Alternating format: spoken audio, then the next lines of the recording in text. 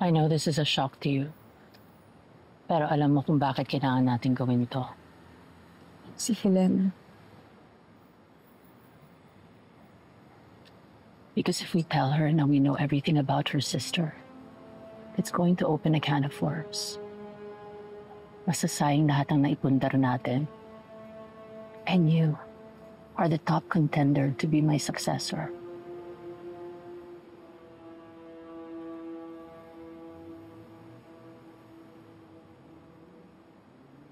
Really? Miss Velma? Ang hirap kasing paniwalaan eh. Para mo na ako sinampal when you took that Noreen in.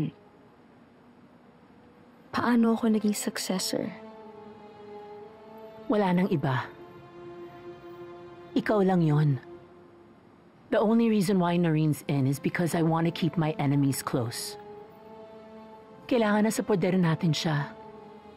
So you shouldn't push her away. Okay, but what about me?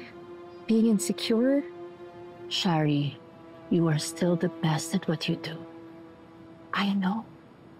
Because I see myself in you. Walang Velma Beauty kung wala ka.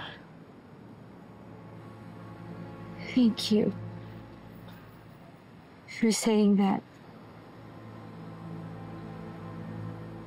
Thank you for mothering me.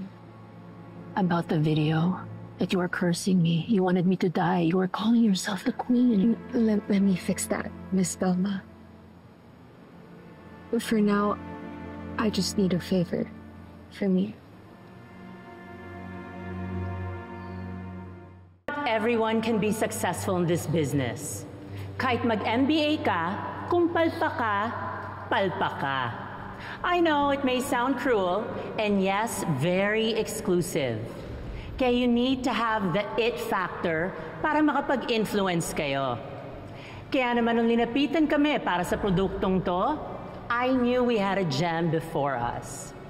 Kaya ladies and gentlemen, the it girl behind our skin's desire to sparkle and shine, Miss Shari De Jesus for Velma Beauty's Pantasya Soap.